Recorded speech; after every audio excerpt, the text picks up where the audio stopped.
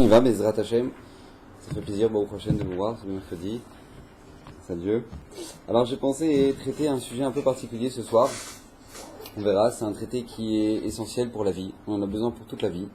Et c'est un vrai yesod parce que toute notre vie elle peut changer quand on entend un truc pareil. Ça paraît assez incroyable parce que ça vient de notre paracha, paracha d'Ashavua. Vous savez que dans notre paracha, paracha Tetzavé, on nous parle des habits des Kohanim. Paracha de la semaine dernière, on nous parlait essentiellement des ustensiles du Beth Amidash. Et là, paracha d'Ashavua, paracha de cette semaine, là, on nous parle essentiellement des habits du Kohen Gadol et des Kohanim. Et un des habits, donc vous savez que chaque habit du Kohen, donc le Kohen Gadol en avait 8, d'accord, le simple Kohen en avait 4, et un des habits que le Kohen Gadol avait, c'était tout simplement le pectoral. D'accord, vous savez que tout simplement chaque habit du Kohen Gadol avait un but particulier, il rachetait une faute particulière, par exemple, la grande tunique bleue qu'il portait du haut au bas du corps, ça permettait le rachat de la faute du Lashon Hara. Pourquoi ? Parce que puisque l'âme Israël, parce que le Lashon Hara ressemble à la mer, etc. Quand on voit, une fois j'ai entendu un chidouche, hier j'ai entendu un chidouche. Pourquoi ? Quel rapport entre le fait que l'habit il est tout bleu et ça rappelle le Lashon Hara ? Parce que tout simplement, vous savez, quand on voit la mer, voilà, je parle aux gens d'Ashdod, donc je peux parler de la mer. Donc, quand on voit la mer elle est bleue, elle est belle la mer. Mais quand vous prenez un verre d'eau dans la mer, est-ce que le verre d'eau il est beau ? Il est dégueu, d'accord ? Il est salé, il est pas forcément, des fois souvent il est vert. Donc quel rapport ? Maintenant, quand tu vois la mer dans son ensemble, elle est bleue, mais quand tu prends un verre d'eau dedans, c'est un peu dégoûtant. C'est exactement ça que vient rappeler cet habit-là, l'habit du Kohen Gadol qui était tout bleu, qui se couvrait tout son corps, racheter la faute du Lashon Hara. Pourquoi ? Parce que la faute du Lashon Hara, elle vient de quoi ? Quand je m'arrête sur un détail de cette personne. Cette personne m'a fait du mal, cette personne elle m'a pourri, cette personne m'a fait ça. Du coup, toute la personne elle est pourrie. Mais c'est pas vrai, la personne elle n'est pas toute pourrie, la personne elle est bleue, elle est bien, mais quand tu regardes dans les détails, c'est vrai, si tu commences à regarder dans chaque détail, alors c'est vrai que ce sera pas parfait, mais ça n'empêche que, en général, c'est beau. D'accord, donc par exemple, cet habit-là, la faute du Lashon Hara, et on va parler essentiellement de ce soir d'un des vêtements qu'il portait, qui était tout simplement le pectoral de à peu près 20 cm sur 20 cm, un carré comme ça qu'il avait sur son torse, d'accord ?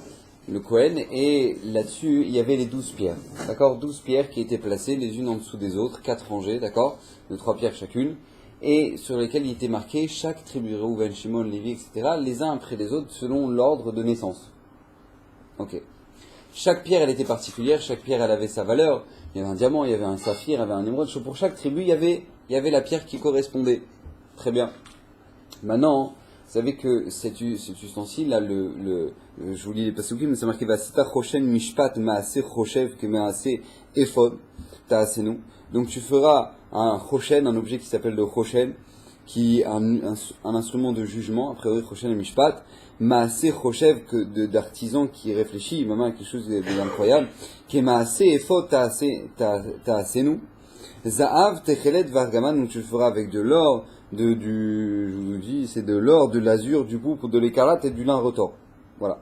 Après, c'est marqué Raboua Yekafoul Zeret Arko ve Zeret Arbo, donc tout simplement il sera carré, d'accord, et à double épaisseur. C'est-à-dire que, tout simplement, puisque maintenant lui, il avait toutes les pierres sur lui, ce Kohen là, il faisait avec un double épaisseur, c'est-à-dire qu'il y avait la taille du carré était repliée par derrière, et dedans Moshe Rabbeinu avait tout simplement écrit des noms très très élevés d'Akadosh Baruch Hu, qui permettaient en fait à cet ustensile là d'agir.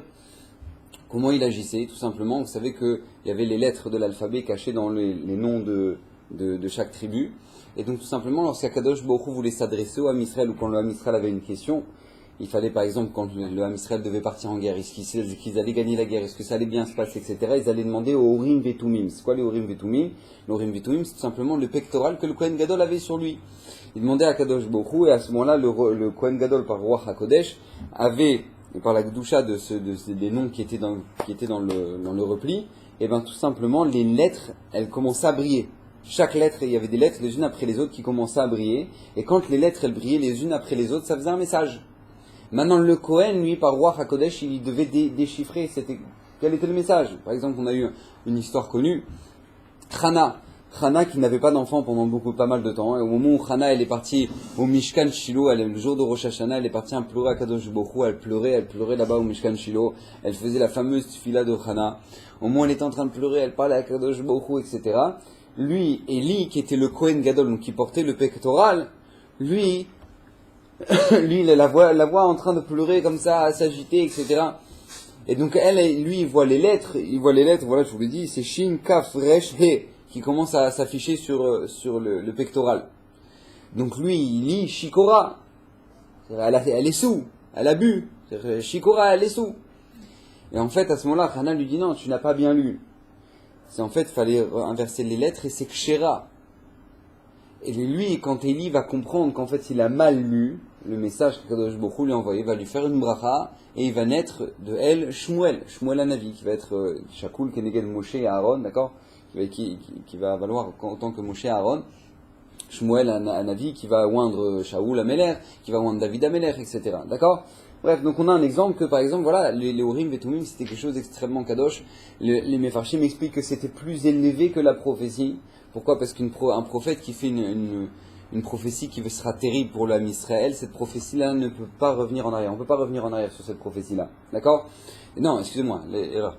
Un prophète qui fait une prophétie qui est mauvaise pour l'âme Israël, si l'âme Israël fait tchouva, ben la prophétie peut s'annuler. D'accord? Comme on l'a vu d'ailleurs pour même pas seulement pour l'âme Israël, mais pas pour Yona, au moment où il est parti à Nineveh, que la ville de Nineveh devait être détruite complètement. Pourquoi? Parce que c'était des fauteurs, les goïms là-bas. Et ben, quand Yona va les avertir et qu'ils vont faire tchouva, la prophétie va s'annuler. D'accord? La prophétie peut s'annuler. Mais par contre, ce qui est par les Urim Vetumim, une annonce qui est faite par les Urim Vetumim ne peut pas s'annuler. Pourquoi? Parce que c'est marqué dans le pasuk Vasita Choshen Mishpat.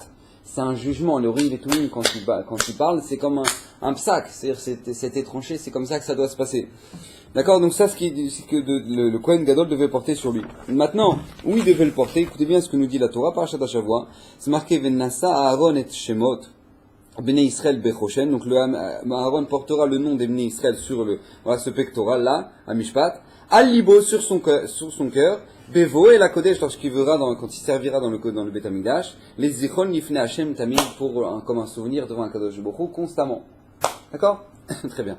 Maintenant, ce qui est assez incroyable, c'est a priori c'était l'ustensile c'était l'habit parmi tous l'habit du Kohen Gadol qui était assez particulier. C'est-à-dire que quand vous lisez les Midrashim là-dessus, sur ce pectoral-là, le Midrash Rabbah, il dit que Passouk, les pierres, elles étaient même pas accrochées. C'est-à-dire, elles tenaient par miracle. C'est-à-dire, les pierres sur lesquelles il y avait le nom de Bnei Israël, elles tenaient par miracle. Tout était par miracle. C'est-à-dire, c'était vraiment l'ustensile qui était miraculeux, ce pectoral-là. Maintenant, quand on essaie de regarder un petit peu d'où Aaron à Cohen a mérité ça, de porter cette chose-là, qui va être un message, parce que qui va être tout simplement la liaison directe entre le Ham Israël et Akadosh Baruch Hu, que dès que le Ham Israël aura une question, il pourra s'adresser au Kohen Gadol, ils auront la réponse directe par Akadosh Baruch Hu à travers l'Orim Vetumim, à travers ces pierres-là. Lorsqu'on regarde un petit peu, on se rend compte qu'en fait, tout simplement, il faut remonter Parashat Shemot. Parashat Shemot où maintenant, clairement, il est marqué comme ça que, au moment où Moshe Rabbeinu refuse, Moshe Rabbeinu va refuser tout simplement de partir libérer le Ham Israël. Moshe Rabbeinu va dire, mais non, pourquoi moi je vais aller libérer le Ham Israël? Ma putain, moi, qui je suis? Moi, là-bas, tu es Aaron, t'as mon frère, mon grand frère Aaron, il est là-bas en Égypte. Lui, là-bas, c'est lui le Gadolador, c'est lui maintenant, mon père, il est Niftar, Amram, il est Niftar. Donc maintenant, qui c'est qui a pris la succession? C'est tout simplement mon frère Aaron, c'est lui le Gadolador, c'est lui qui a à faire toutes les souffrances du Ham Israël, c'est lui qui doit arranger tous les problèmes, c'est lui que dès qu'il y a une souffrance, eh ben, on va le voir, on va lui demander. C'est-à-dire qu'Aaron, il avait un sacré boulot là-bas. C'est-à-dire qu'il avait la souffrance de tout le Ham Israël sur lui. C'est-à-dire que c'était lui le Gadol, c'est lui le grand de la génération. Moshe Rabbeinu, lui, il va arriver comme une fleur de chez Yitro. Il va dire, hey, je viens vous libérer. Attends, c'est pas possible. Moi, je peux pas faire un truc pareil. Il faut comprendre un peu la difficulté ici. Ça veut dire quoi? C'est-à-dire que si Moshe Rabbeinu, ça va être lui maintenant le manig, ça va être lui qui va diriger le Ham Israël. Ça veut dire que la prophétie n'aura plus besoin d'aller chez Aaron. Il faut comprendre. C'est-à-dire qu'en Égypte, Aaron y prophétisait pour l'homme Israël. Mais puisque maintenant, ça va être Moshe Rabbeinu le Gadol, ça va être lui qui va être le grand de la génération, ça veut dire quoi? Ça veut dire que par conséquent, Aaron, il va perdre la prophétie. Donc lui dit, si moi j'arrive et que c'est moi le Gadol et c'est par moi que tout va passer, et ben tout simplement, ça veut dire que je fais perdre mon frère. Mais c'est pas que je fais perdre mon frère quelque chose, je fais perdre à mon frère quelque chose qui est irréparable. C'est-à-dire qu'on n'a pas idée ce que c'est que la prophétie. C'est-à-dire qu'Akadosh Baruch Hu s'adresse à la personne. Moi, je vais me pointer, non seulement je vais prendre sa place, mais en plus de ça, je vais lui faire part de la prophétie. C'est pas impossible, je ne peux pas faire une telle chose. C'est impossible. Hachem, tu peux pas me demander de faire une chose comme ça. Je le ferai pas. Et donc pendant une semaine, Une semaine, Moshe Rabbeinu va négocier. Rabota, il faut comprendre, le Rav Frilander, il disait, le Mashgar de Ponyovitch, il disait que si Moshe Rabbeinu n'avait pas négocié là-dessus, qu'il ne veut pas y aller pour pas froisser son frère Aaron, Moshe Rabbeinu n'aurait pas pu être Moshe Rabbeinu. En fait, nous, on lit comme ça, comme si c'était, Moshe Rabbeinu, il veut pas lâcher le morceau. Mais en fait, Hachem attendait de ça de Moshe Rabbeinu. Il voulait voir si Moshe Rabbeinu allait se soucier de ça. Moshe Rabbeinu, il était vraiment, il voulait voir, il mettait à l'épreuve Moshe. Et Moshe Rabbeinu, il voulait pas jusqu'à quand? Jusqu'à ce que Kadosh Baruch Hu va lui dire, Ine ou yotse likratra, t'inquiète pas, Aaron arrive à ta rencontre. Veraecha vesamar velibo. Il va te voir, quand il te verra, il sera heureux dans son cœur. C'est-à-dire que vraiment, nous dit Rashi, écoutez bien, Veraecha vesamar velibo. Lokeshata savour, Moshe Rabbeinu, t'inquiète pas, c'est pas comme toi tu pensais, Shi makpid alecha, que lui, il va t'en vouloir. Shata olé l'igdoula, que lui, maintenant toi tu vas devenir le grand, et maintenant toi lui, Aaron HaKohen, faut comprendre, Aaron HaKohen, il va devenir le porte-parole de Moshe. C'est-à-dire que Moshe Rabbeinu, il va jamais s'adresser à Paro. Moshe Rabbeinu, il va jamais lui parler à Paro. C'est-à-dire, il y a de quoi rendre fou. Paro, il devenait fou. C'est-à-dire qu'il va pas lui dire, toi, Moshe, Paro, tu laisses partir mon peuple. Non, jamais. Moshe Rabbeinu, il arrivait, il y avait Aaron à côté de lui, il faisait. Alors Aaron, il disait, alors Moshe Rabbeinu vient de me dire que tout simplement, maintenant, il faut laisser partir le Ham Israël. Alors Paro, il fait, ah putain, je veux pas, vous prenez pour qui? Moi, je connais pas Hachem. À ce moment-là, Moshe Rabbeinu, il disait. Alors il vient de me dire que, c'est-à-dire que Moshe Rabbeinu, il s'est jamais adressé à Moshe. C'est lui, lui parlait pas. Il ne lui parlait pas. Jamais. C'est-à-dire que Paro, il devenait fou. Il pétait un câble. Il se dit, mais qu'est-ce qu'il y a? Mais qui me parle, lui? Il a grandi dans ma maison. Qu'est-ce qui lui arrive, là, maintenant? Et jamais, Moshe. Alors il vient de me dire que, c'est-à-dire que Aaron, il va devenir le porte-parole de son petit frère. Il va devenir le porte-parole de son petit frère. Il faut comprendre un truc pareil. Il va devenir le porte-parole de son petit frère. Et là, Moshe, Akadosh Baruch Hu lui dit, non, ne t'inquiète pas, il t'en voudra pas, au contraire, il sera heureux. Il sera heureux. Je ne sais pas si vous imaginez un peu le niveau d'Aaron HaKohen. C'est-à-dire aucune jalousie. Il sait qu'il va perdre la prophétie, bien qu'il ne va pas la perdre au final, parce que on va voir plusieurs fois dans le désert que Akadosh Baruch Hu va s'adresser non seulement à Moshe mais même à Aaron. Mais lui, a priori, selon ce qu'il comprenait des choses, il allait la perdre. Et qui va devenir le porte-parole de son petit frère. Malgré tout, il va être heureux dans son cœur. Écoutez bien, c'est marqué. Ou Misham. Écoutez bien ce qu'il dit Rashi. Fin de Rashi. Ou Misham. Et de là-bas. Zacha Aaron leadé achoshen anatun à la lèvre. Aaron HaKohen va mériter de pouvoir porter le pectoral sur son cœur.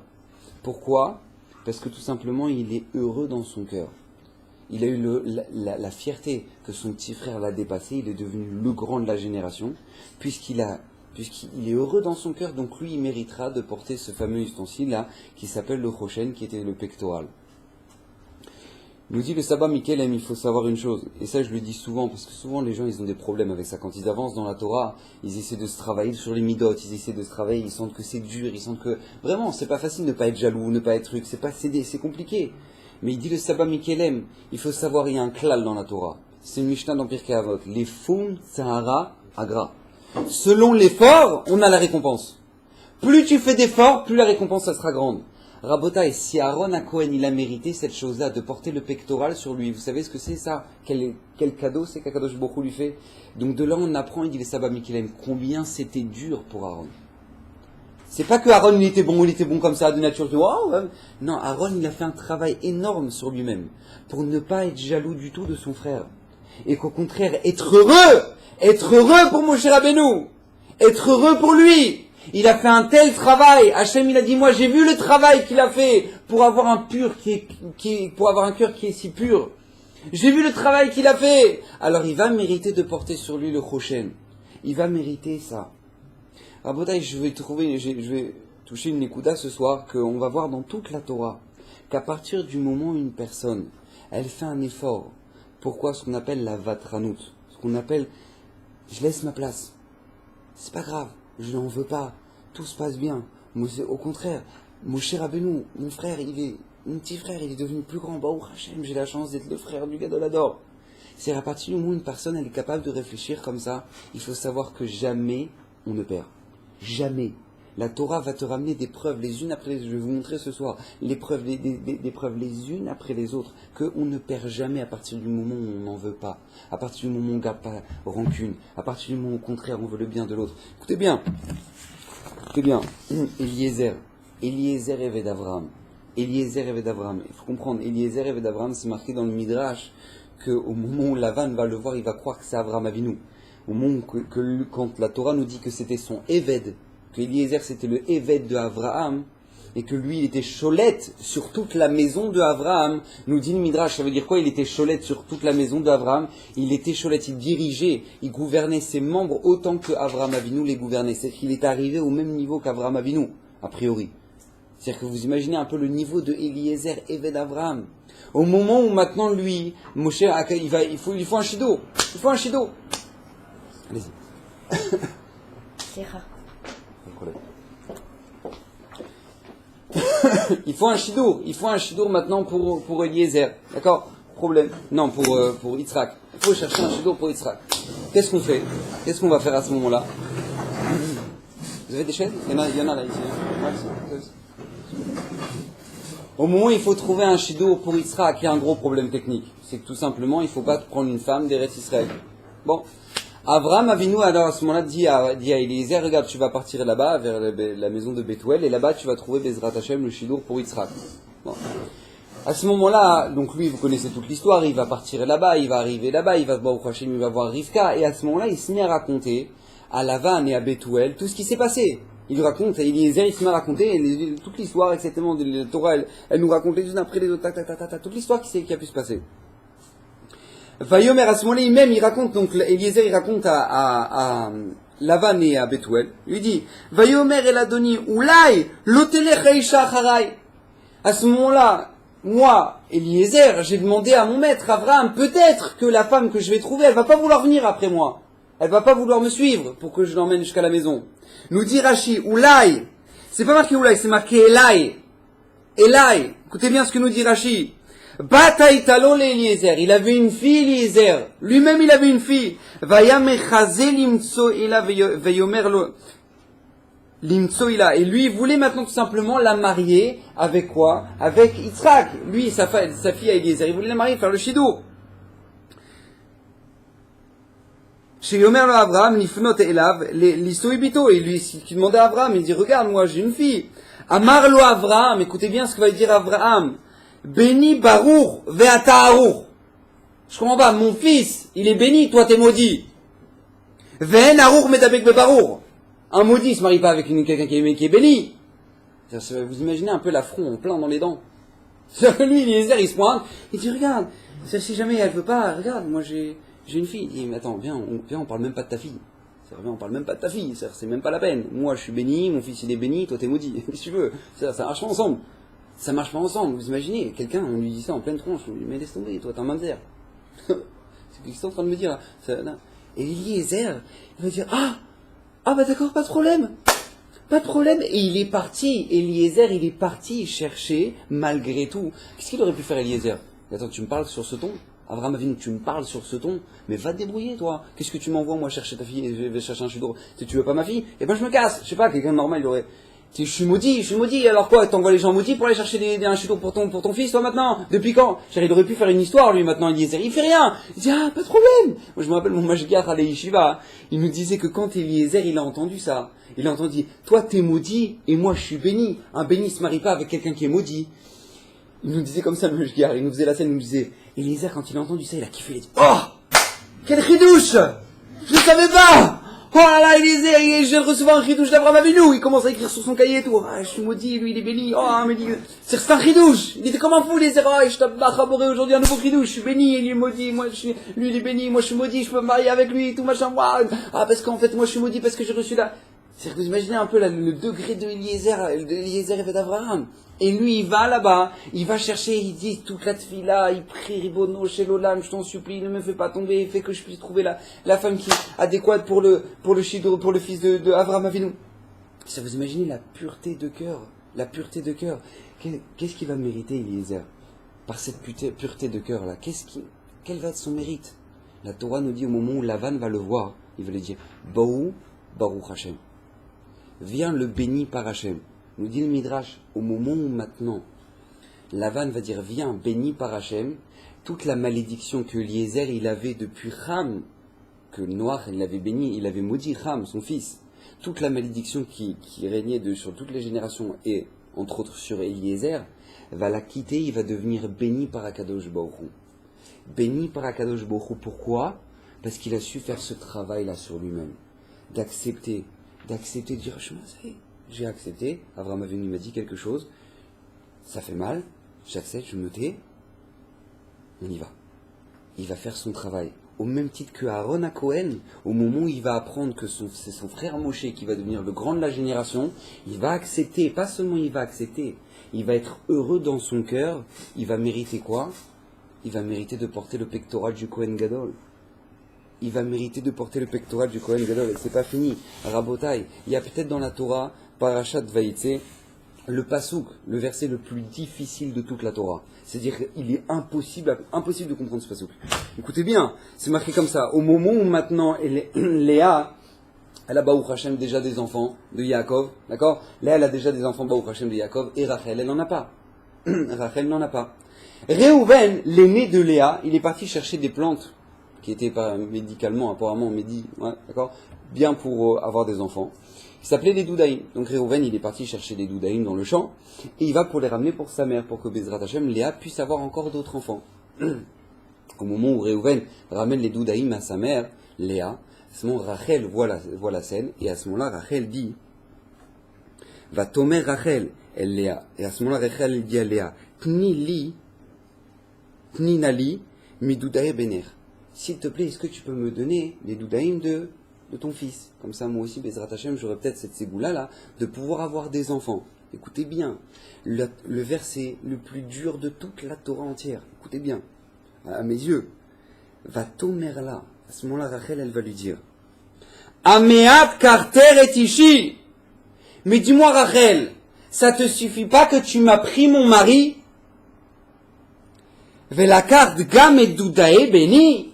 Et maintenant, toi, tu veux prendre les doudaïm de mon fils? Attends, stop là.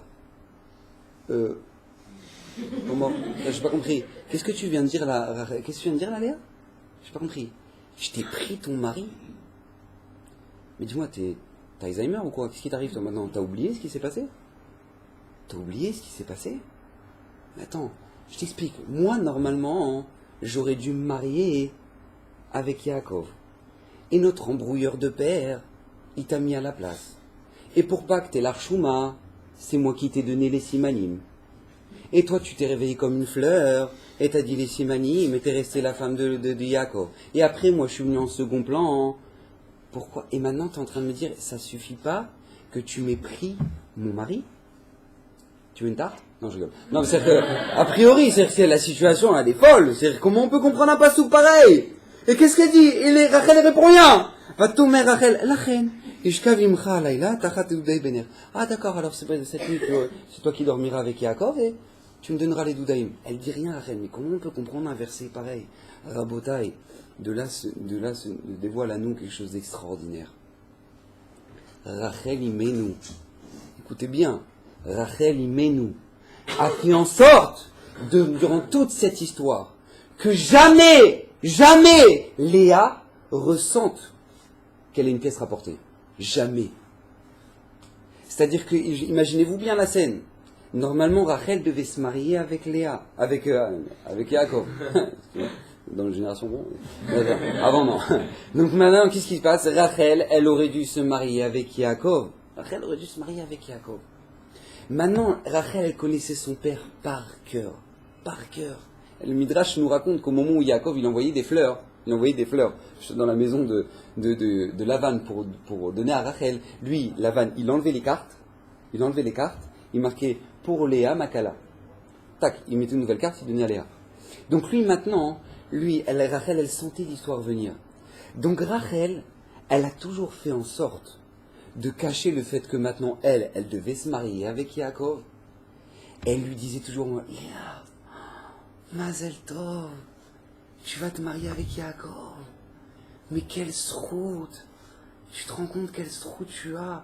mais moi j'ai pas de chidour, et toi, Baruch Hashem, t'as trouvé un chidour, tu te rends compte tous les pleurs que t'as eu, tous les pleurs que t'as fait, Baruch Hashem, maintenant, tu as les fruits de tous ces pleurs-là, ma sœur Léa, oh là là, tu vas te marier avec Yaakov, tu vas fonder le Ham Israël, mais qu'est-ce que t'as de la chance, mais tu sais quoi, ma sœur, j'ai entendu, c'est vrai, est-ce que c'est vrai, dis-moi si c'est vrai, j'ai entendu qu'il y a 3 simanim chez eux, Chala, Nida, et Adlakatnerot, pardon. Chala, Nida, Adlakatnerot, c'est vrai. J'ai entendu que chez eux, c'est très important. J'ai entendu dans la maison de Yaakov, il y a Chala, il y a Nida, il y a Adlakatnerot, et que, en fait, Adlakatnerot, c'est comme ça, et Chala, c'est comme ça, et truc. Elle retournait la situation tout le temps. Rachel Imenu, elle retournait la situation tout le temps. Pour que jamais, sa sœur Léa, quand elle va arriver le soir de la choupa, elle est l'archouma. Pour que jamais Léa ressente ne serait-ce qu'une seule honte. Elle a retourné la situation durant tout ce temps-là. Vous imaginez ce que ça veut dire? Vous imaginez ce que ça veut dire? Au moment où Léa, elle arrive, elle lui dit, mais ça suffit pas que tu m'aies pris mon mari. Akadosh Borou, il met à l'épreuve Rachel maintenant. Maintenant, Hachem il met à l'épreuve Rachel, est-ce que maintenant tu vas lâcher le dossier? Est-ce que toi maintenant Rachel tu vas lui dire, et dis-moi, viens maintenant je vais vraiment te raconter ce qui s'est passé. Normalement moi j'aurais dû me marier avec lui, et c'est toi qui as pris la place, et c'est moi qui ai fait en sorte que tu te sens pas mal, alors parle-moi bien. Elle lui a pas dit ça, qu'est-ce qu'elle va faire Rachel? Elle va se taire, Rachel elle va se taire, elle ne va rien dire. Rabotaï, qu'est-ce qui va se passer par ce mérite que Rachel ne va rien dire? Juste après, elle va voir Yosef. Elle va voir Yosef. Rabotaï, à partir du moment où toi, tu es capable d'accepter une situation, même si ça te déplaît, même si tu en souffres, mais tu comprends qu'Akadosh Baruch Hu attend de toi quelque chose maintenant. À partir du moment où Rachel va se taire, juste après, elle va voir Yosef. Yosef Hatzadik ne pouvait sortir que d'une mère qui va subir cette humiliation Adasof, jusqu'au bout. Jusqu'au bout. À ce moment-là, on descend une Neshama comme Yosef. C'est comme ça. Sachez qu'à partir du moment où une personne elle est capable de faire un travail sur elle-même, il y a un cadeau qui l'attend. Il y a un cadeau qui l'attend. Rabotaï Parashat Nassau. On nous raconte, la Torah nous ramène toutes les offrandes de chaque prince de chaque tribu. Chaque prince de chaque tribu, ils vont venir, ils vont offrir une offrande pour l'inauguration du Mishkan. D'accord? Maintenant vous les connaissez. Vayomer Hashem, Veyam akriv beyam arishon et korbano narshon ben Aminadav le Mate Yehuda ve korbano karat kesef achat shloshim umeash mishkala mizrak echad. Et la Torah nous raconte exactement tout ce qu'il a ramené, etc. pour l'inauguration. Maintenant le deuxième jour, la méchante beyam hasheni écrive netanel betsoa nasi sacha écrive korbano karat kesef achat shloshim umeash. Et la même chose. Je crois que plus de 70 psukim la Torah elle donne pour répéter la même chose. C'était la même offrande que chacun ils ont ramené, la même. La Torah elle aurait pu nous dire, alors voilà, le premier jour c'était lui, le deuxième jour c'était lui, et qu'est-ce qu'ils ont ramené? 2 points. Oh, Ça, la Torah elle aurait pu nous faire ça. Non, à chacun, elle va dire exactement ce qu'ils ont ramené, alors que les 12, ils ont ramené la même chose. Rabotai, on apprend la mitzvah de devoir faire la shrita d'un mot dans la Torah, Vezavarta. D'un mot dans la Torah, on apprend la mitzvah de faire la shrita, Vezavarta. Voilà, d'un mot, tu as appris toute la mitzvah de shrita, Masechet Choulin, qui est une des plus grosses du traité du chasse. D'accord? Ça, tu apprends d'un mot. Rabotai, le cadeau des Nessim, on va le répéter, par chaque façon. Makara. Une fois, j'ai entendu de Rav Reuven Karnishstein, Zachet Tzadik Kadoshim Racha. Il avait dit quelque chose d'extraordinaire. Comment ça se fait qu'ils ont tous ramené la même chose?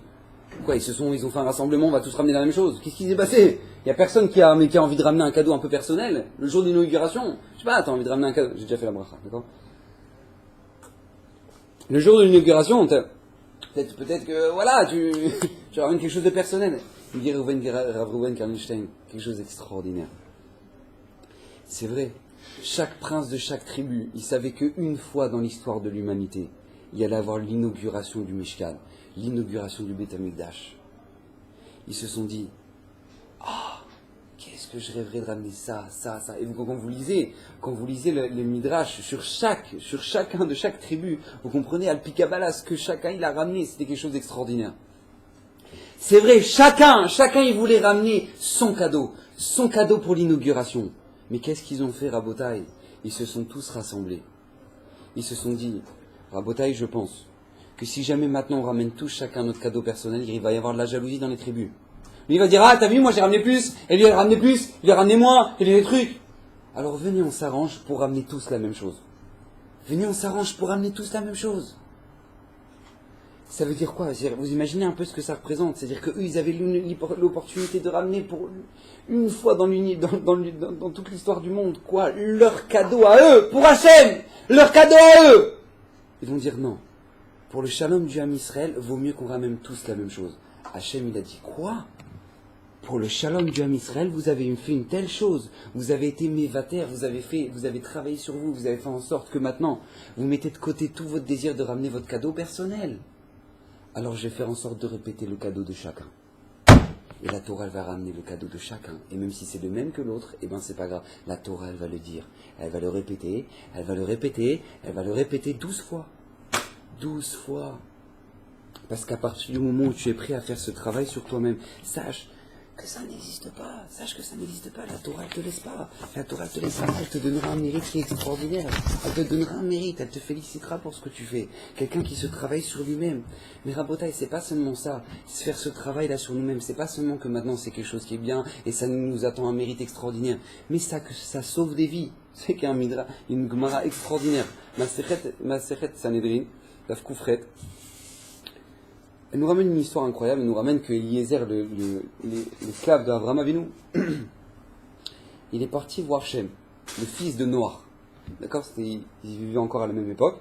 Il est parti voir Shem, le fils de Noach, et il lui a demandé, raconte-moi comment c'était dans la Teva. Je veux que tu me racontes comment ça s'est passé dans l'arche de Noé. Ouais, Tevat Noach. Raconte-moi s'il te plaît comment c'était. Donc il lui raconte quand exactement c'était terrible, Noach il crachait du sang, il dormait pas, jour et nuit, il fallait donner à manger au hibou, au truc, au machin, d'accord, il dormait pas.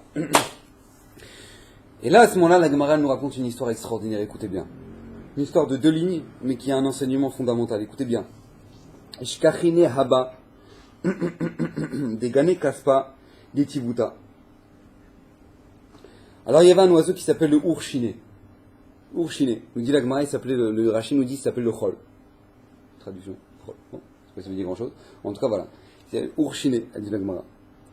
Et Ishkaché Abba, et donc mon noir, il l'a trouvé dans sa cage, enfin dans sa boîte, là où il était placé dans le Tevat noir. Et tous les oiseaux et tous les animaux, bon, ils râlaient quoi. Ils tapaient sur le d'accord, je sais pas si vous êtes déjà parti dans un harem de chevaux, vous avez déjà été dans les trucs des animaux. En général, dès qu'il commence à manger, il commence à tourner, il commence à râler, il commence à truc, tu sens que l'animal il a faim quoi. Il faut lui donner à manger. Et lui, Noir, il est en train de courir, de trucs, il le voit lui, ce ourchiné là, ce Chol, il le voit dans sa cage comme ça, au fond de sa boîte, il bouge pas. Il bouge pas, il dit rien. Alors ça, Noir il le voit. Amarle, l'eau a été de maisonner. Il a dit, mais quoi, tu as pas faim? Tu as pas envie de manger? Écoutez bien ce qu'il va lui dire. Amarle, chaziticha davetir tarida. Amina loitstarcha. Il dit, moi je t'ai vu que tu es en train de courir tout le temps sans arrêt pour donner à manger à tous les animaux. Alors moi quand j'ai vu ça, j'ai pas envie de t'appeler, j'ai pas envie de te déranger. C'est vrai, je dois manger, mais j'ai pas envie de te déranger. Écoutez bien. Amarle Yeroa de l'Otamut. Noir, il va lui faire une bracha, Bezrat Hashem Yeratson, que tu ne meurs jamais. Par ce mérite-là, nous dit l'Agmara dans Sanhedrin, c'est un oiseau qui va jamais mourir. Il ne va jamais mourir. Rabotaï, sur un oiseau on parle là. Un oiseau on parle. Que lui maintenant, il aurait pu râler, il aurait pu dire quelque chose, il a rien dit. L'Agmara nous dit, il a rien dit. Il a gardé, il a pris sur lui, et il n'a rien dit. Son mérite va être qu'il ne va jamais mourir. Jamais il va mourir. Et vous savez combien c'est important, ça ne serait-ce que dans... C'est la clé de la Avodat Hashem. Il faut comprendre que c'est la clé de la Avodat Hashem. Vous savez que... une fois, une femme qui est partie voir Ephraim, et un monsieur qui est parti voir Ephraim Kanevski. Quand il est parti voir Ephraim Kanevski, il lui a demandé, il lui a dit, Rav, ça fait des années que je suis marié, j'ai pas d'enfant. Ephraim Kanevski lui a dit, fais attention, peut-être que tu as dû blesser quelqu'un. Et cette personne-là que tu as blessée, elle t'en veut encore. Et donc du coup, ça bloque dans le ciel, on ne veut pas te donner des enfants. Parce que dans le ciel, on voit que tu as fait du tsar à cette personne, tu as fait une souffrance à cette personne-là. Et on ne veut pas te... À ce moment-là, donc le monsieur il part de chez Raphaël Kanevski, il réfléchit. Il se dit, c'est vrai, j'ai dû faire du mal à quelqu'un, faut que je réfléchisse. Il réfléchit, il se rappelle que oui, il a fait du mal à une madame. Une madame à qui il a très mal parlé, il lui a fait honte en public, etc. Et donc du coup, voilà. Ce monsieur-là, il va voir cette madame. Il la recherche à Bnei-Brak, il la trouve. Il dit, voilà, je viens vous voir, je ne sais pas s'il était proche de la famille ou j'en sais rien, j'ai entendu ça du Rav Mishkovski. Le Rav Mishkovski, c'est quelqu'un qui est très proche de Raphaël Kanevski, qui étudie avec lui. D'accord, c'est lui qui a raconté cette histoire-là. Et donc à ce moment-là, qu'est-ce qui s'est passé? Donc le monsieur, il va voir cette femme-là. Et il lui demande, voilà, je viens vous demander pardon, etc. Elle, la femme, dit, je veux pas entendre parler de toi. Dégage. C'est-à-dire, tu m'as fait trop mal, je peux pas te pardonner. Elle ferme la porte. Lui, très embêté, il va voir Raphaël Kanevski. Il retourne chez Raphaël Kanevski. Et Raphaël Kanevski, à ce moment-là, je ne sais pas si c'était il y a pas mal d'années cette histoire-là, parce qu'a priori, Raphaël Kanevski s'est lui-même déplacé. Il s'est déplacé pour aller voir cette femme-là. Et il expliquait l'importance de cette chose-là à cette madame-là. Il a dit, voilà, il faudrait que vous pardonniez à ce homme-là, parce que c'est ça qui empêche dans le ciel que maintenant, on puisse avoir des enfants. Alors cette madame, elle répond à Raphaël Kanevski, je vous dis la vérité, Rav. Si je dis oui, c'est vrai, je le pardonne, c'est pas parce que je le pardonne vraiment. Parce que voilà, vous êtes le gadol, alors je ne veux pas dire non à Raphaël Kanevski, je ne veux pas dire non, bah non, je m'en envie. D'accord? Donc je vais vous dire oui, ok, je t'en veux plus, mais c'est pas vrai, je lui en veux. C'est pas vrai, c'est pas sincère. Alors Raphaël Kanevski dit, regardez, moi j'étudie, réfléchissez, prenez votre temps, et quand vous sentirez que maintenant vous avez trouvé une possibilité de le pardonner, ne plus lui en vouloir, alors vous venez et vous m'écrivez ça sur un papier. Alors Raphaël Kanevski l'étudie. Et à ce moment-là, la femme, elle s'enferme dans une pièce, elle réfléchit pendant je ne sais pas combien de temps. À ce moment-là, elle ressort, elle dit, c'est bon, je suis prêt à le pardonner. Elle écrit ça sur un papier. Raphaël Kanevski prend le papier. Ce monsieur-là, Baruch Hashem, il a eu un enfant. D'accord? Ce monsieur-là, il a eu un enfant. Quelques années, 8 ans plus tard, cette femme-là, son mari devient très malade. Très malade. Elle va voir Raphaël Kanevski, elle lui demande une bracha. Va chez Raphaël Kanevski, la maison de Raphaël Kanevski, pour demander une bracha. Raphaël Kanevski se rappelle que cette madame-là, c'était toute cette histoire-là qu'il y a eu avec ce monsieur-là. Raphaël Kanevski sort le papier sur lequel elle avait écrit je lui pardonne. Elle lui donne. Et à ce moment-là, qu'est-ce qui se passe? Il lui donne. Et elle le prend dans les mains, elle dit, qu'est-ce que je dois faire? Il dit, maintenant, vous retournez à l'hôpital et vous redemandez de faire des examens. Alors elle dit, mais Rav, on vient de les faire les examens, on vient de se voir que c'est une catastrophe, on a des examens devant les yeux, ils vont pas réaccepter, les médecins, ils viennent de faire les examens là maintenant, ils vont pas réaccepter de faire les... Écoutez, et faites les examens, et si jamais maintenant les examens ils sont les mêmes, alors moi je les paye. S'ils sont pas les mêmes, ça valait la peine. Elle retourne à l'hôpital et elle tient ce papier-là dans les mains, sur ce papier dans lequel elle avait marqué il y a 8 ans, je pardonne à ce monsieur. Elle retourne à l'hôpital. Elle demande à refaire les examens. Ils refont les examens, il n'y a plus rien. Ils refont les examens, il n'y a plus rien. Plus rien. Pourquoi? Parce qu'à partir du moment où une personne elle est prête à faire ce travail-là sur elle-même, ce travail-là, de dire plus que la nature, a priori, comment je lui en veux, il m'a fait l'archouma, il m'a fait la honte, etc., il m'a humilié, et je lui en veux, et bien c'est à partir du moment où une personne est capable de faire ce travail-là sur elle-même. Kadosh Baruch Hu, il est là. Hachem, il est là. À Kiryat Yovel, vous connaissez Kiryat Yovel à Yerushalayim? Kiryat Yovel, c'est un quartier à Yerushalayim qui est en train de devenir un peu Haredi. D'accord? Il est en train de se Harediser. Maintenant, donc, dans les immeubles, il y a encore des Chilonim, il y a des Haredim, etc. Il y a le deux. Très bien. À Soukot, je crois, il y a 2 ans. Il y a 2 ans, j'ai vu marquer ce Soukot-là dans une feuille à Bnei-Brak. À Soukot, qu'est-ce qui s'est passé? Écoutez bien cette histoire. À Kiryat Yovel, comme c'est pas des bâtiments à la base fondés pour des Haredim, donc du coup il n'y a pas de souka. Il n'y a pas la terrasse avec la souka, tu peux construire la souka. Donc comment ils font les gens? Ils doivent la construire en bas. D'accord? Ils la construisent en bas de l'immeuble. Bon. Donc lui il descend, le monsieur il descend avec toute sa famille et tout machin, il commence à faire la souka, mettre les panneaux, le truc, machin, toute la journée ils commencent à bosser comme des malades, ils mettent le scar, ils ramènent l'électricité, la rallonge, le truc, le machin, les chaises. Bref, ils sont au top, ça ils ont fini. À ce moment-là vient le voisin Chilo. Il arrive. Il dit, mais dis-moi, vous prenez pour qui là? J'ai pas compris, vous croyez que c'est chez votre mère ou quoi? Si vous faites une souka en bas là maintenant, et en plus c'est là où je gare ma voiture, et c'était même pas là où il garait sa voiture, c'est même pas là, c'était marqué là-bas et c'était pas là qu'il garait sa voiture. Mais quoi, sur le parking comme ça là, mais vous prenez pour qui? Non, je veux pas. À ce moment-là, le père, il a travaillé toute la journée avec toute sa famille. Au lieu de lui dire, bah écoute, ça va durer une semaine, ça va, tu vas faire un petit travail sur toi, d'accord? Il dit non. La souka, c'est souka de shalom. Souka de shalom, allez, je fais l'effort. On démonte tout. Il démonte toute la souka. Et il la remonte derrière l'immeuble. D'accord? Sur le terrain, derrière l'immeuble. Donc, allez, vas-y, je te retrouve des rallonges encore plus longues parce que machin, truc. Il remonte toute la souka derrière l'immeuble. Premier jour de Soukot. Premier jour de Soukot. Ils dorment dans la souka. En pleine nuit, ils entendent BAM! Bon, ils se réveillent, bon, ça va, tout va bien, t'es vivant? Ouais, je suis vivant, bon, c'est bon. Ils se rendorment. Le lendemain matin, au moment où ils prennent leur loulav, etc., pour aller à la tfila, ils voient le voisin Philo qui avait garé sa voiture là où il y avait la souka, complètement explosé la bagnole. Pourquoi? Parce que sur le bâtiment d'à côté où il y avait des constructions, il y a une pierre qui est tombée et qui a écrasé la voiture. C'est-à-dire que ce jour de Soukot, s'ils n'avaient pas été mévater, il y aurait des lévaillotes. C'est-à-dire qu'à partir du moment où toi tu es prêt à faire ce travail, t'as la vie. T'as la vie, Hachem, il te donne la vie, c'est quelque chose d'extraordinaire que Kadosh Baruch Hu, il te donne. Et sache que c'est une clé pour toute la Avodat Hashem. Pour toute la Avodat Hashem. Yitro, qui était le bras droit de Paro, qui était là comme ça en train de se la jouer, maintenant en train de, avec le conseiller, avec Bilam, avec Paro et tout, maintenant dans la haute society de l'Égypte. D'accord? Il était là avec les grosses soirées, tous les soirs et tout, avec les danseuses. D'accord? Il était là-bas, Yitro. Là-bas, au moment où maintenant Paro il est en train de dire, alors qu'est-ce qu'on fait avec ces youpins? Hein? Comment on va s'en débarrasser là, ces gratteurs? Qu'est-ce qu'on va faire avec eux? Alors à ce moment-là, Bilam dit, ouais, éclate-les. Et Paro dit, ouais, qu'est-ce qu'on va... Et à ce moment, qu'est-ce qu'il fait? Il prend la fuite. Vous savez ce que ça veut dire prendre la fuite? C'est-à-dire qu'il était au plus haut rang. Maintenant, il va être wanted. Il est parti. Il est parti, il n'a pas donné son avis. Il a fui. Pour pas dire que tout simplement, faut mettre à l'esclavage le Ham Israël. Il est parti, il a fui. Par le mérite qu'il a fui, ça, ses enfants seront où? Dans le Grand Sanhédrin, dans le Beth Amikdash, là-bas. Ses arrière-petits-enfants, ils seront là-bas, assis là-bas. Par le fait qu'il ait jeté toutes ces idoles là, il a tout jeté, il n'en avait rien à faire de tout ça, il a fait ce travail là de tout jeter, tout le kavod, il était Cohen Midian.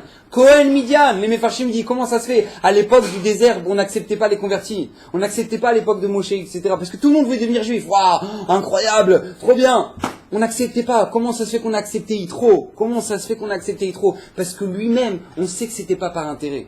On sait que c'était pas par intérêt qu'il est venu, parce qu'il était tellement riche là-bas, à Midian, il était tellement riche que s'il est venu dans le désert pour aller voir le Ham Israël, c'est pas parce qu'il avait un intérêt dans l'argent ou quoi que ce soit. C'est pas pour ça. Donc vous imaginez, Yitro, il a tout laissé, toutes ses idoles, il a tout laissé. Qu'est-ce qu'il va mériter? Il va mériter que ses arrière petits-enfants vont tous descendre des Kohanim Gdolim. Kohanim Gdolim, descendants de Pinchas. Vous imaginez un peu ce que ça veut dire, Yitro? Combien, nous, à partir du moment où tu fais un effort dans ta Avodat Hashem, tu es prêt à avancer. Et toi maintenant t'as envie, t'es le matin, t'as la tefila, tu sais que ton réveil il a sonné, t'as envie de te réveiller, t'es sous ta couette et il caille, et maintenant tu sais pas, tes masganis c'est toujours pas allumé, et que maintenant il fait chaud sous la couette, et maintenant t'as la tefila, et tu sais que t'as le minyan, et que maintenant t'es prêt à maintenant à te lever, tu fais cet effort-là. Rabotaï, vous savez ce qu'il attend à celui qui fait ça? Celui qui est prêt à mettre tous ses envies de côté, et qui est prêt à faire un effort dans la Avodat Hashem. Qu'est-ce qu'il attend? Il faut savoir. Je vais vous raconter une histoire, je crois que je vous l'ai déjà raconté, mais il faut être clair. Le Rav Don Segal, il est parti à Vienne une fois. Il est parti dans les archives de la communauté de Vienne. Quand il est parti là-bas dans les archives de la communauté de Vienne, il a trouvé une histoire écrite sur un papier. Une histoire écrite sur un papier. Il a lu l'histoire. L'histoire, elle est comme ça. Il y avait une jeune fille à l'époque à Vienne qui avait une voix extraordinaire. Une voix, c'était la future star. La future star. D'accord? C'est vrai, Et maintenant, qu'est-ce qui se passe? Elle était en train de chanter, elle venait d'une famille qui était, au Hachem, religieuse, etc. Elle était en train de faire le ménage, elle fait, oh, comme ça, elle est en train de faire le ménage et tout. Et qu'est-ce qui se passe à ce moment-là? Il y a un impresario qui passe en bas dans la rue, et qui entend cette voix, il dit, mais c'est pas possible, c'est une star cachée! Qu'est-ce qu'elle fait là? Alors il monte, il tape à la porte, il dit, mais qui c'est qui chante comme ça? Il dit, excuse-moi, j'ai pas fait exprès. Mais t'as une voix, d'où elle sort ta voix? C'est pas possible. Mais moi je vais faire de toi une star! J'ai fait de toi une corave. Tu vas être... Mais laisse tomber. À ce moment-là, elle entend ça. Oh, le Yetzirah qui bouillonne en elle. Elle dit, oh, c'est pas possible, c'est vrai, je vais devenir une star, incroyable, etc.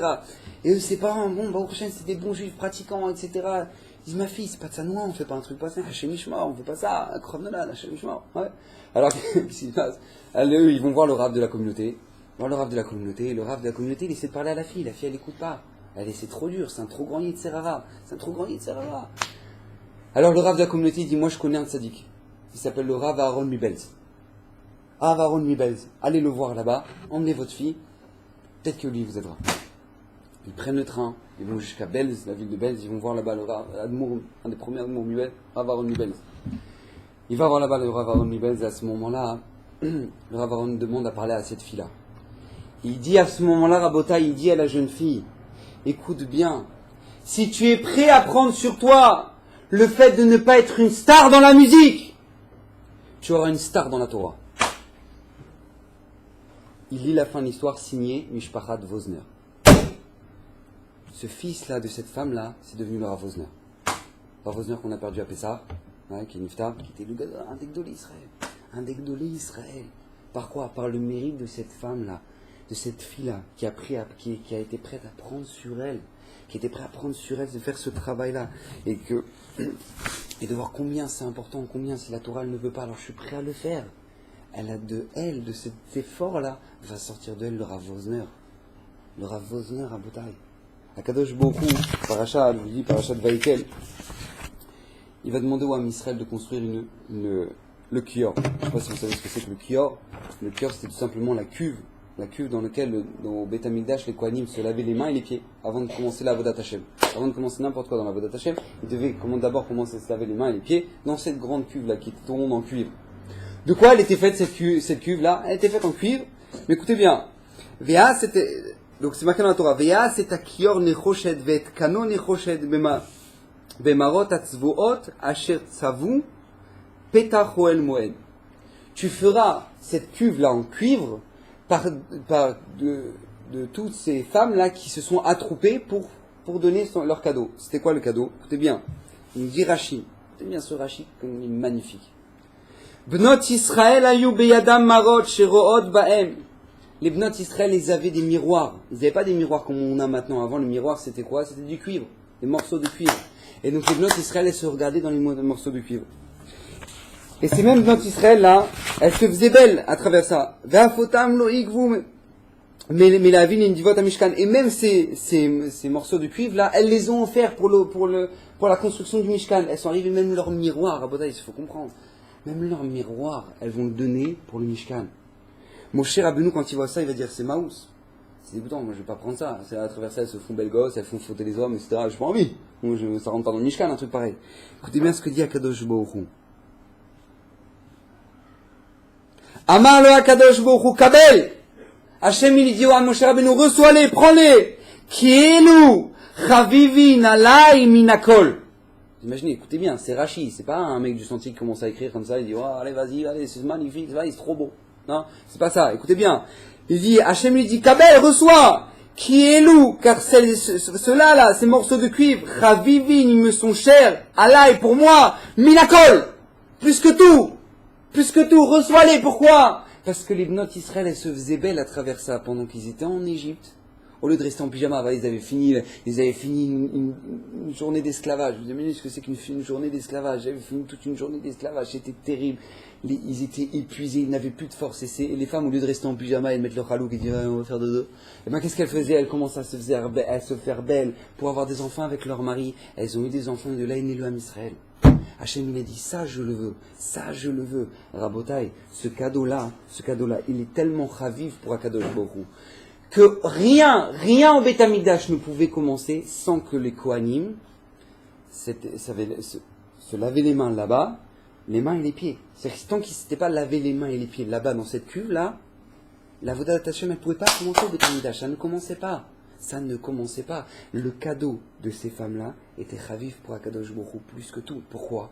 Parce qu'elles ont été prêtes à prendre sur elles d'offrir la chose qui était probablement une des choses les plus chères. Tu demandes à une femme, tu dis ton sac Hermès, tu l'offres? Pardon? Je n'ai pas entendu. Tu veux quoi? Sac Hermès? Je sais pas. J'en ai un autre, si tu veux. Tu veux un autre? Là maintenant, vous imaginez, on est dans le désert. Elles vont pas trouver encore du cuivre longtemps. D'accord? C'est-à-dire qu'elles savent que maintenant, après, elles n'ont plus de miroir. Une femme sans miroir, c'est la mort. D'accord? Si c'est une femme, elle a besoin d'un miroir. Maintenant, qu'est-ce qui se passe? Elles vont offrir ça. Elles vont faire cet effort-là d'offrir ça pour la Avodat Hashem. Akadosh Baruch Hu dire ça m'est plus cher que tout, que l'or, que tout. Ravim alay minakol. Vous imaginez ce que c'est que ces mots-là? Ravim alay minakol. Et que la Vodat Hashem, elle va commencer par elle. Ça va commencer par elle. Alors nous, on se dit, ouais, mais bon, c'est bien joli, c'est Dvar Torah, hein, qu'il a fait le rabbin, c'est bien joli, mais la vérité, moi, j'ai fait des efforts dans ma vie, et j'ai fait des sacrifices, et pourtant, hein, des fois, hein, ça prend du temps avant de venir, hein, on les voit pas tout de suite, les conséquences. Rabotai, écoutez bien, ça c'est un message que la Torah nous donne, écoutez bien. Léa, elle a fait un sacrifice pour sa sœur Rachel. Léa, elle a fait un, c'est au même titre que Rachel, regardez comment c'est magnifique, notre Torah Akdosha, qui c'est nos Imaot, c'est nos Imaot Akdoshot. Rachel Imenou, elle a fait un sacrifice pour Léa. Léa, elle a fait un sacrifice pour Rachel. C'était quoi le sacrifice que Léa va faire pour Rachel? C'est marqué qu'au moment où elle va avoir encore un enfant, un 7e enfant, elle a déjà eu 6 enfants, 6 garçons. La moitié des Jvatim, la moitié des tribus, elle les a eu à elle toute seule, elle derrière. Au moment où elle va être enceinte du 7e, elle voit Beroach HaKodesh, elle voit que ça va être un garçon. Va'achar yaldabat vatikra et shema Dina. Et qu'est-ce qui se passe? Elle va avoir une fille, elle va l'appeler Dina. Nous dit Rashi. Écoutez bien. Pirshou rabotenu, chez Dana, pourquoi Dina? Chez Dana, Léa din beatzma. Dina, elle a jugé, elle a fait un jugement sur elle-même. C'est quoi? Écoutez bien. Im zezachar, si c'est un garçon, lote Rachel achoti, ke echat ashfachot, veitpalel ala venefach lenekeva. Écoutez bien. Elle a fait un calcul simple. Elle a dit, voilà, on est 4 femmes. D'accord? Rachel, Léa, Zilpa et Bila. Maintenant, qu'est-ce qui se passe? Moi, j'en ai déjà eu 6. Maintenant, il y a 12 tribus. Donc, ça veut dire 2, et 2, il reste. Mais si jamais maintenant, moi, j'en ai 7, les servantes, elles ont déjà eu leurs enfants. 2 et 2. Ça veut dire qu'il va en rester qu'un seul pour ma sœur. Ma sœur, elle va avoir qu'un seul enfant. Elle va avoir moins que les servantes. Elle va avoir moins d'enfants que les servantes. Elle va faire une tfila Kadosh Borou Hashem inverse. L'enfant, au lieu d'être né garçon, il va naître une fille, Dina. Il va naître une fille, Dina. Rabotai, je vous pose la question. Une femme qui fait une Messirut Nefesh comme ça. C'est-à-dire que Rabotai, on est en train de monter le Ham Israël maintenant. C'est le Ham Israël. C'est-à-dire que le sroud d'avoir encore une tribu en plus. Le sroud d'avoir encore une tribu en plus. Vous savez ce que ça veut dire? C'est l'Ouyouman. Le sroud d'avoir une tribu en plus. Elle dit non, Hachem, je suis prête, mais va taire ça. Je veux pas ça. Je veux pas ça. Je veux que ma sœur, elle n'en ait pas moins que les servantes. Et qu'est-ce qu'elle va faire? Elle va faire une tfila. Elle va dire, Bono, Shelolam, je t'en supplie, faites que ce soit une fille. Elle va avoir Dina.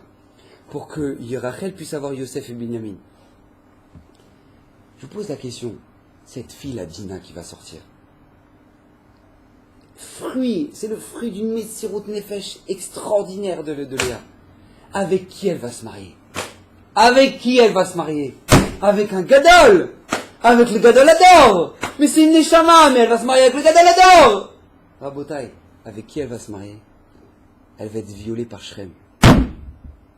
Elle va être violée par Shrem. Violée par Shrem. C'est pas injuste, ça. C'est pas injuste. Elle a prié pour que ce soit pas un garçon! Maintenant, qu'est-ce qui se passe? C'est devenu une fille! Elle est violée par un... Hein? D'accord? C'est dégoûtant. A priori, c'est dégoûtant. C'est une Messirut Nefesh incroyable qu'elle a fait. Elle a pris sur elle un maximum. Là, elle a laissé une tribu pour qu'elle soit violée par Shrem. Ben Hamor. Rabotai. Qu'est-ce qui va naître comme enfant de Shrem Ben Hamor? Osnat. Osnat va naître de Dina et de Shrem Ben Hamor. Et qu'est-ce qu'il va faire Yaakov avec Osnat? Il va l'envoyer en Égypte, Osnat. Osnat, elle va se faire adopter par la maison de Poutifar. Avec qui va se marier Yosef? Il va se marier avec Osnat. Et de qui va sortir Yosef? Ephraïm et Ménaché. Ephraïm et Ménaché. Et oui, Dina, elle a pris sur elle. Elle a fait cette Messirut Nefesh là incroyable de prendre sur elle. Tu dis, c'est injuste. On ne voit pas là maintenant les fruits, on ne les voit pas. Les fruits vont être qu'elle va gagner 2 tribus, pas une, elle va en gagner 2. Ephraïm et Ménaché. Ephraïm et Ménaché. Alors ça doit être la même chose dans nos vies, ça doit être clair dans nos têtes. À partir du moment où tu crois que tu fais des sacrifices, tu fais pas un sacrifice, tu es en train d'investir, Baba. C'est comme si je suis en train de te dire, ah tu sais, là maintenant, si tu investis là maintenant, je te dis, demain, tu investis à la bourse, demain à la courbe, rac. C'est-à-dire que tu investis 100 shekels, demain tu as 1 million. Vas-y, investis. Oh vas-y, 100 shekels, c'est beaucoup, hein, c'est dur. Mais on n'est pas en train de te prendre, tu es en train de devenir milliardaire. Tu es en train de devenir milliardaire. Quand toi maintenant tu es prêt à faire un effort dans ta voie Hashem, tu es prêt à prendre sur toi, voilà, tu as envie, et tu as envie de ça, et tu as envie de ça, et tu n'es pas prêt à lâcher ça, et tu n'es pas prêt à lâcher ça, mais à partir du moment où la Torah te dit, à partir du moment où tu es prêt à faire un travail sur toi-même, et de donner, et d'arrêter d'être makpid, et d'arrêter d'en vouloir aux autres et de faire un travail extraordinaire. Dès que tu fais un travail sur toi-même, la Torah te dit, regarde, les fruits sont là. Les fruits sont là. Parashat Hashavua. Aaron, il va porter le pectoral du Kohen Gadol. Pectoral du Kohen Gadol. Par quel mérite il va avoir ça? Parce qu'il a été heureux que son petit frère va devenir le Gadol Ador. Moshe Rabbeinu. Alors nous, combien on doit faire ce travail-là? Parce que qu'est-ce qui nous attend? Qu'est-ce qui nous attend? On croit qu'on fait des sacrifices toute notre vie. On fait des bénéfices toute notre vie. On investit toute notre vie. Une Bezrat Hashem qu'on puisse investir comme il fait toute notre vie. Que Baruch Hu nous aide, qu'on puisse grandir dans notre vie.